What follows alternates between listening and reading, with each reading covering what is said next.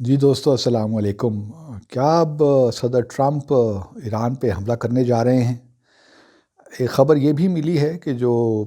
اتوار کے دن اسرائیل کے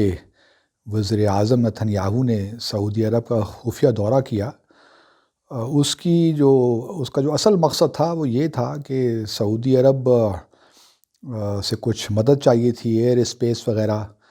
تاکہ ایران پہ کوئی ایئر اسٹرائک کر سکیں۔ کیا یہ ہونے جا رہا ہے؟ کچھ لوگوں کا خیال ہے، بلکہ امریکہ میں بھی کچھ لوگوں کا خیال ہے کہ صدر ٹرمپ اس قسم کی حماقت یا اپنے حوالے سے یہ حرکت کر سکتے ہیں، اور اسرائیل بھی یہی چاہے گا کہ یہ ہو جائے، اور شاید سعودی عرب کی بھی یہ خواہش ہو کہ یہ ہو جائے، کیونکہ وہ چاہیں گے کہ ایران اور امریکہ کے تعلقات میں جو ممکن ہے کہ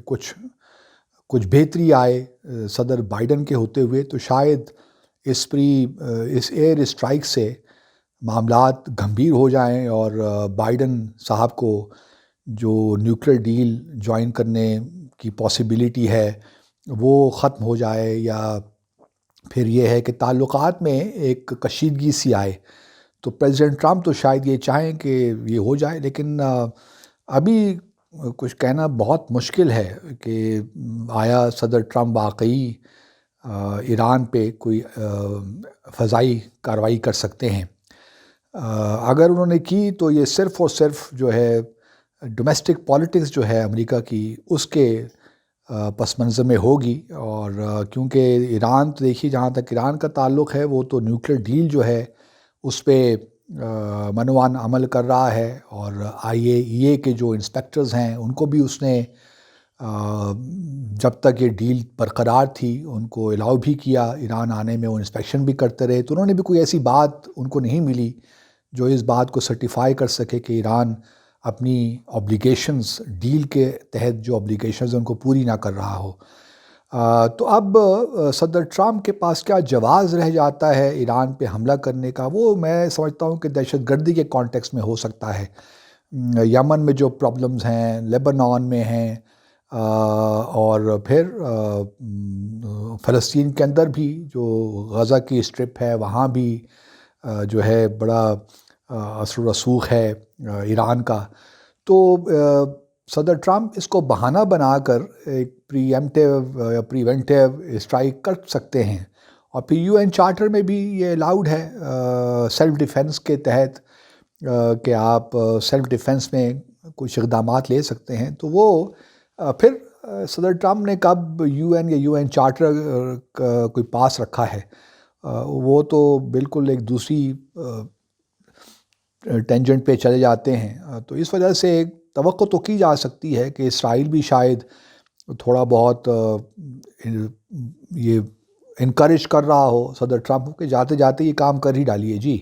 کوئی حرج نہیں ہے۔ اور پھر یہ بھی یاد رہے ناظرین کہ صدر ٹرمپ، یہ بھی سننے کو مل رہا ہے کہ 2024 میں وہ دوبارہ ریپبلکن پارٹی کے صدارتی امیدوار ہوں گے۔ تو یہ بھی یاد رہے کہ صدر ٹرمپ نے بہت ووٹ لیا، جہاں صدر بائیڈن نے بھی امریکہ کی تاریخ میں سب سے زیادہ ووٹ لیے، تقریباً 8 کروڑ کے قریب سے زیادہ۔ اسی طرح صدر ٹرمپ نے تقریباً 73 ملین ووٹ لیے۔ تو یہ بہت بڑی سمجھتا ہوں کہ کامیابی ہے، اور ریپبلکن پارٹی بھی اس وقت ان کے ایک لحاظ سے شکنجے میں ہے، اور اگر صدر ٹرمپ یہ فیصلہ کرتے ہیں کہ 2024 میں بھی وہ ریپبلکن پارٹی کے امیدوار ہوں گے، تو میں لگتا ہے یوں ہے، گو کہ 4 سال سیاست میں ایک بہت طویل عرصہ ہوتا ہے، کچھ کہا نہیں جا سکتا یقینی طور پہ، لیکن آج کی صورتحال کو سامنے رکھتے ہوئے یہ کہا جا سکتا ہے کہ اگر صدر ٹرمپ دوبارہ صدارتی امیدوار بننا چاہیں گے ریپبلکن پارٹی کے، تو شاید ان کے لیے اتنا مشکل نہ ہو، کیونکہ انہوں نے بھی بڑی اچھی تعداد میں، اور اس سے پہلے اتنے زیادہ ووٹ کسی ریپبلکن صدر کو بھی نہیں ملے اور کسی ریپبلکن امیدوار کو بھی نہیں ملے۔ تو یہ بڑی ایک امپورٹنٹ میں سمجھتا ہوں کہ ڈیولپمنٹ ہے، اور اگر صدر ٹرمپ ایران پہ کوئی ایئر اسٹرائک کرتے ہیں تو ان کے کریڈینشلز اور مضبوط ہوں گے، خاص طور پہ جو ان کا اپنا ایک بیس ہے، ایونجیلیکلز ہیں یا نیو کونز ہیں، یا جو جوئش لابی بھی وہاں پہ ہے۔ تو اور اسرائیل کے ساتھ بھی ان کے کریڈینشلز انہانس ہوں گے، تو میں سمجھتا ہوں کہ اور پھر مشکلات تو پیدا کرنے جا رہے ہیں۔ صدر ٹرمپ نے ابھی افغانستان میں فوجوں کو وڈرا کیا یا کرنے جا رہے ہیں۔ 15 جنوری تک 2500 امریکی فوجیں افغانستان میں رہ جائیں گی، تو وہ ایک پرابلم بائیڈن صاحب کے لیے آنے والا ہے کہ آیا پورے طور پہ وڈرا کریں افغانستان سے یا مزید فوجیں بھجوائیں، تو کافی مشکلات تو چھوڑ کے جا رہے ہیں۔ دوسری طرف ناظرین، یہ بھی ایک بڑی اچھی میں سمجھتا ہوں ہمارے لیے خوش آئند بات ہے کہ کل جب صدر پریزیڈنٹ الیکٹ بائیڈن نے اپنی کیبنٹ کا تعارف کروایا، تو اس میں انہوں نے بار بار یہی کہا کہ اب ہم جو ہے امریکہ، جو پرانے والا امریکہ تھا وہی آپ کو نظر آئے گا، یعنی کہ ملٹی لیٹرلزم پہ زیادہ فوکس ہوگا، جو یونیلیٹرلزم ہے اس سے تھوڑا سا ہٹ جائیں گے۔ تو یہ بڑی اچھی بات ہے کہ جو پہلے فیصلے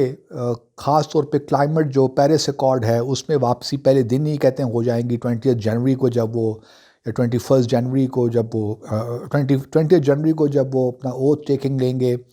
اور 21 جنوری کو یو ایس جو ہے وہ پیرس ایکارڈ کو جوائن کر لے گا، دوبارہ جوائن کر لے گا۔ تو یہ اچھی چیزیں ہیں کہ ملٹی لیٹرلزم پہ فوکس ہو، جو بھی فیصلے ہوں وہ مشاورت سے ہوں، اور یہ بھی ساتھ ہم دیکھیں گے کہ G20 زیادہ مضبوط ہوگی، کیونکہ یہ G20 اوباما صاحب کے زمانے میں ان کا آئیڈیا تھا، اور